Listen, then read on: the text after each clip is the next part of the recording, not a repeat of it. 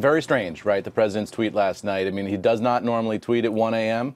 Obviously, the president was awake, and this was on his mind overnight. And so we'll see where we go this morning with all of this. But yesterday, the White House sort of struggled to find answers to a lot of the questions that the press corps was bringing. Sarah Huckabee Sanders came into the press briefing room, and her line that she repeated again and again was ultimately that the president has done nothing wrong and there are no charges against him. The White House emphasizing that point repeatedly throughout the day. There was an interesting exchange in the briefing room yesterday between a reporter and Sarah Huckabee Sanders over the issue of whether or not the president has ever lied. Take a listen.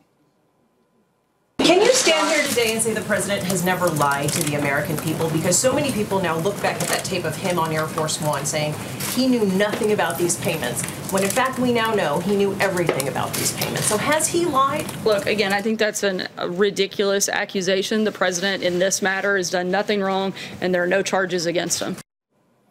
So Sarah Huckabee Sanders saying it's a ridiculous accusation to suggest that the president lied. The trouble that the White House is having now is that the president said in an interview with Fox News Channel yesterday that he was aware of the Stormy Daniels and other payments, but not until after they were made. Earlier, he had denied ever being aware of them in that Air Force One commentary that the reporter was referring to there. And then, of course, Michael Cohen, the president's former lawyer, who's now pled guilty on 8 counts, he has released audio tapes of what he says is himself and the president discussing the payments before they were made, which would imply that the president knew about them all along. So all of those things can't possibly be true at the same time. The president is in a difficult position explaining what actually happened here, and reporters are asking a lot of questions. We'll see what the impact is on the president, the presidency, and also the prosecution as we go forward of this special counsel investigation, guys.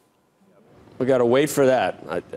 You try to figure all this out, Eamon, and God, there's you just look around, a lot of noise, a lot of non-lawyers, a lot with opinions. Then there are lawyers like there's too. Yeah, and there's guys like we've seen this before. You guys were talking about the market impact on this, and the American governmental system has been here before, right? We've seen the resignation of a president of the United States. We've seen the impeachment of a president of the United States who ultimately was not convicted in the Senate. So we know that the system can handle these kinds of stresses, and I think that's part of what gives the market some confidence here. And to Mike's point, there is no element of the Trump agenda that markets wanted as badly as tax cuts. They've already gotten that, so that's off the table. There's nothing left in the cupboard here of the Trump agenda that markets are sort of desperately looking forward to. The trade agenda is something that they don't necessarily like. So if you play this out in terms of what the market wants, the market is probably relying here on the idea that there's going to be an orderly transition if there is a transition, and if not, the system has handled that before as well, as we saw in the Clinton case. I don't know whether they're thinking transition yet. Sure, I'm just playing out the string, right? You either have an early end of the presidency or you don't. In one case or the other, we've seen both of those before, is my point, and markets know that, and markets know the history of it.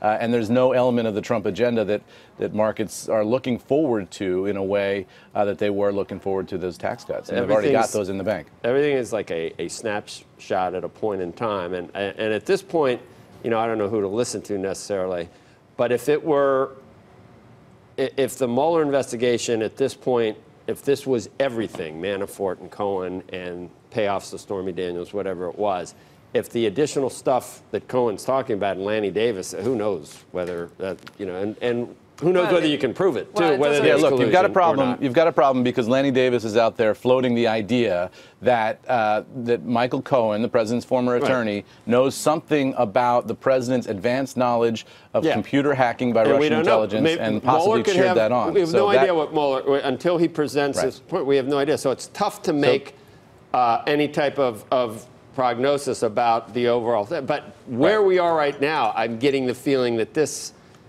doesn't rise to the level of even the House story. Maybe they, and we don't know about it. I don't think it does. The generic, it's 11 points again. I thought it was down to like 3 on Democrat versus Republican. At least on a Fox poll, I saw it was 11 points. Did you see that one, Eamon? It's look, there's a lot of polls out there, but step back and look at the moment where we are, right? We saw this tweet from the president yesterday about Paul Manafort. The president praising Paul Manafort the day after he'd been convicted on 8 counts, praising him, saying he's a good man with a good family, praising him for not cooperating with federal law enforcement, for not breaking. Right. So that's something we're not used to seeing from presidents, encouraging people who've been convicted of crimes not to cooperate with federal law enforcement. Although he did define breaking in his tweet as making up things. Yeah, making up things, and making right. up things, yeah.